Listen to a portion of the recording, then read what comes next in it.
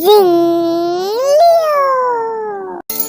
बार था एक छोटा सुंदर सा गांव जहाँ पे थी ढेर सारी हरियाली, सुंदर परिंदे, झरने और खूबसूरत फूल। उस गांव में रहता था एक जवान लड़का और उसकी माँ। माताजी रोज की रोटी कमाने के लिए कठोर परिश्रम करती थी, पर वे तब भी बहुत गरीब थे। एक दिन माताजी गई जंगल में और कुछ सूखी लकड़ी जमा करके ले आई। जब तक वह घर वापस आई, छोटा लड़का इधर उधर खेल रहा था। माँ ने अपने बेटे को ऐसे लापरवाही से खेलते हुए देखकर रोने लगी। अचानक से उसको कुछ ख्याल आया। माताजी ने लड़के को बुलाया और वो सूखी लकड़ी उसको दे दी। फिर उसने अपने बेटे को लकड़ी बेच के कुछ खाने के लिए लाने को कहा। लकड़ी का ढेर सर पर रखकर वह बाजार की ओर निकल पड़ा। वह कभी भी बाजार नहीं गया तो उसको व्यापार करना पता ही नहीं था। वह एक दाने वाले के पास गया। लड़के ने सब कुछ देखा और अचानक उसकी नजर एक चमकीले बीज पर पड़ी। लड़का सोचने लगा कि यह बीज चमक क्यों रहा था। लड़के ने दुकानदार से पूछा, इस लकड़ी के लिए आप मुझे कितना अनाज दोगे? दुकानदार ने उसको सही हिसाब का अनाज का प्रयास किया, पर लड़के की नजर उस चमकीले बीज पे ही चिपकी हुई थी। मुझे अनाज नहीं चाहिए, मुझे वो चमकीला बीज चाहिए। बहुत बहस के बाद लड़का अपने साथ उस चमकीले बीज को ही ले गया। घर वापस आकर उसने बीज माँ को दिखाया। ये देखो माँ, मैंने एक चमकीला जादुई बीज लाया है। माँ हैरान रह गई और बोली, तुमने खाने के लिए ये लाया है? माताजी रोने लगी। तुम इतने मूर्ख कैसे हो सकते हो? तुमने सारी लकड़ी देकर ये एक बेकार बीज ले आए। हम आज क्या खाएंगे? तुम कब समझोगे ये सब? छोटा लड़का रोने लगा और वहां से भाग गया। एक सुनसान जगह पर पहुंचा और उस चमकीले बीज को पानी में फेंक दिया। अचानक से बीज खुल गया और एक पेड़ उसमें से उगने लगा। छोटे पेड़ ने लड़के की ओर देखा और कहा, हो लड़के, क्या तुमने मुझे बोया है? हाँ, मैंने ही बोया। पर तुम रो क्यों रहे हो? सब तुम्हारी वजह से। लड़के ने सारी कहानी पेड़ को सुनाया। पेड़ को बुरा लगा और लड़के को एक आम दिया। लड़का बहुत खुश हो गया और घर वापस दौड़ते हुए गया।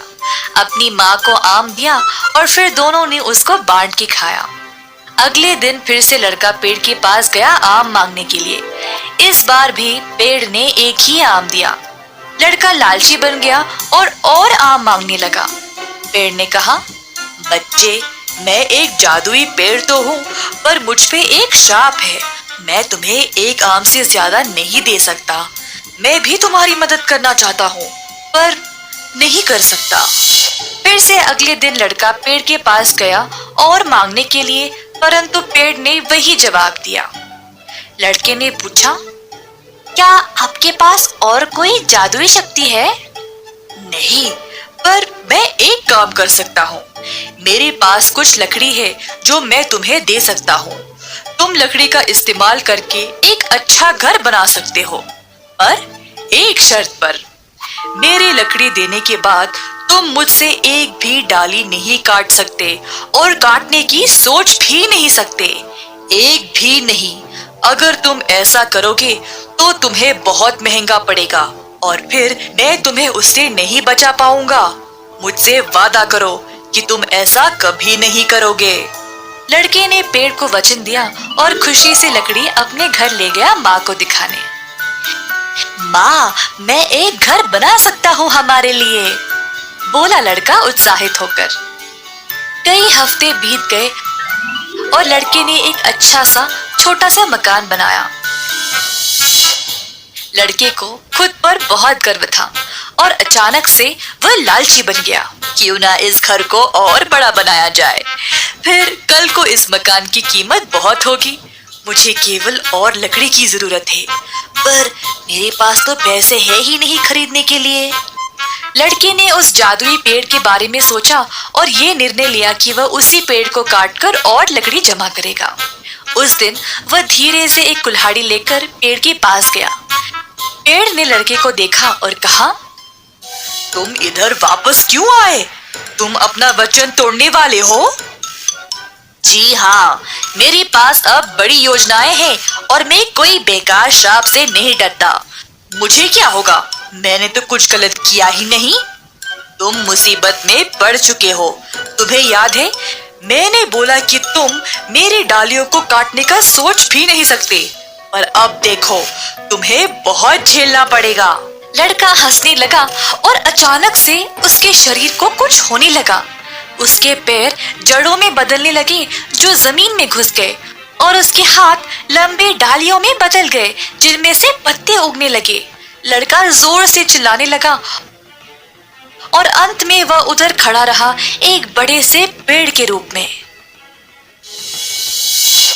आम का पेड़ बोला, देखा, मैंने तुम्हें चेतावनी दी थी कि कुछ बहुत बुरा होगा।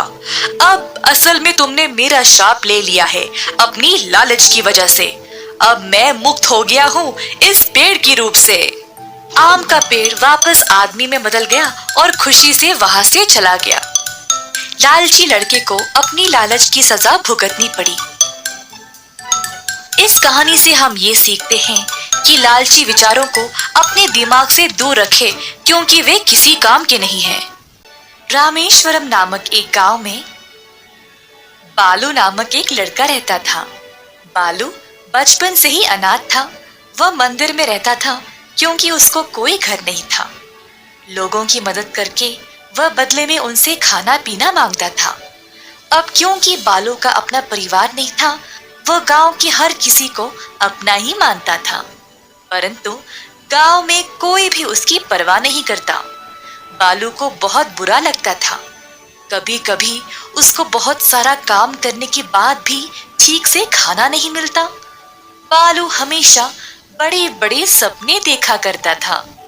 मंदिर में बैठे बैठे बालू सोच रहा था कि वह अपने सपनों को पूरा कैसा करेगा जब उसने मंदिर के पंडित को बचा हुआ दान चोरी छुपे चुराते हुए देखा और घर की ओर निकलने लगा। पंडित ने बालू से कहा, हे बालू, आज का प्रसाद भी खत्म हो गया है।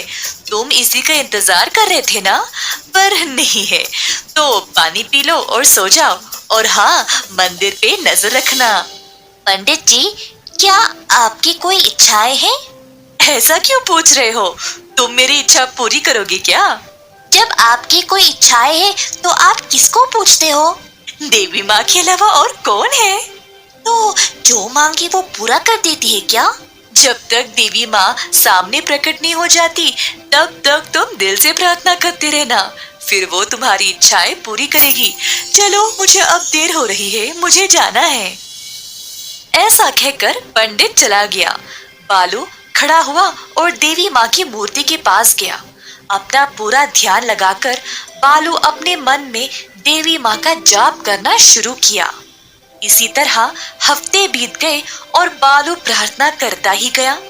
एक रात बालू जब प्रार्थना कर रहा था तब, बालू, तुम्हारी भक्ति से मैं प्रसन्न हुई हूँ। बोलो, क्या चाहिए तुम्हें? काफी देर तक सोचने के बाद बालू ने कहा, देवी माँ, मुझे ये वरदान दो कि मैं जो भी छूऊं वो सोने में बदल जाए। अच्छा, अवश्य। बालू को यह वरदान मिलते ही उसने मंदिर को छुआ और पूरा मंदिर सोने में बदल गया। यह देखकर बालू खुशी से झूम उठा और सुबह सवेरे गांव की ओर चला गया।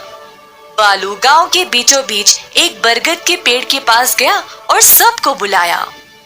मेरे भाइयों, बहनों, बड़े और बुजुर्ग, सब आ जाओ इधर, देखो जादू। क्या हुआ बच्चे, इतनी सुबह सुबह क्यों चिल्ला रहे हो? अपनी आंखें खोलो और देखो। ऐसा कहकर बालू ने पेड़ को छुआ और पूरा पेड़ सोने में बदल गया। सब लोग चमकीले सुनहरे पेड़ को देखकर आश्चर्यचकित रह गए। ये मेरी जादुई शक्ति है, जिससे मैं जो भी अपने हाथों से छूऊं वो सोने में बदल जाता है। ये सुनकर सब लोग और भी हैरान रह गए। सबको अब बालू पसंद आने लगा और उससे अच्छा बर्ताव करने लगे।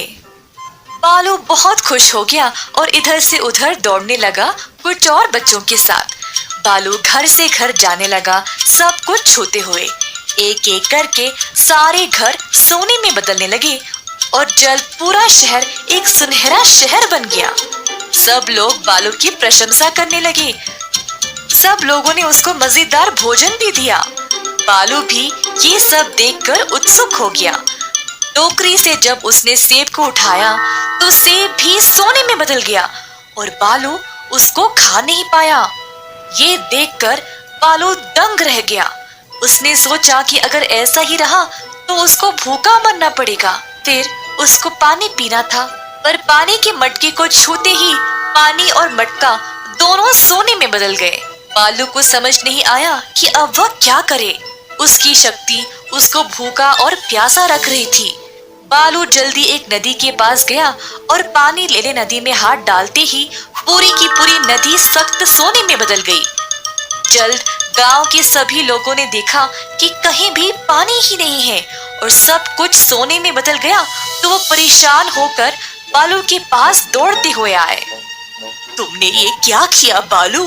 तुमने सारे पानी को सोने में बदल डाला। अब हमारे पास पीने के लिए कुछ नहीं है, हम कैसे जीवित रहेंगे? तुमने सारे गांव को नष्ट कर दिया। गांव के सारे लोग बालू को ताने मारने लगे। वही लोग जो बस कुछ देर पहले उसकी प्रशंसा कर रहे थे, अब एक क्षण में उसके दुश्मन बन गए, उसको अकेला छोड़कर चले गए। ये सब सहकर बालू कूट कूट के रोने लगा। बालू को इतना दुखी और परेशान देखकर देवी माँ फिर से उसके सामने प्रकट हुई। क्या अब तुमने देख लिया कि तुम्हारी इच्छा का परिणाम क्या हुआ? तुमने कुछ सीखा या नहीं? देवी माँ, मैं बचपन से अकेला हूँ, तो मैंने इस गांव को ही अपना माना था। मुझे लगा अगर मेरे पास ऐसी कोई शक्ति होगी तो सब लोग मुझे पसंद करेंगे और मेरे साथ रहना चाहेंगे। मेरा और कोई इरादा नहीं था। ठीक है बालू, मैं इस वरदान को वापस ले लूंगी और सब कुछ पहले जैसा कर दूंगी। ऐसा कहकर देवी माँ ने सब कुछ ठीक कर दिया और बालू को आशीर्वाद दिया कि वह हमेशा स्वस्थ रहे और गांव के सभी लोग उसको प्यार करें और उसका अच्छे से ख्याल रखें। इस कहानी से हम ये सीखते हैं कि जो भी अपनी बुद्धि का उपयोग नहीं करेगा वो कभी कुछ नहीं पा सकता, पर जो सोच समझकर काम करता है वो दुनिया की किसी भी बाधा को आसानी से पार कर सकता है।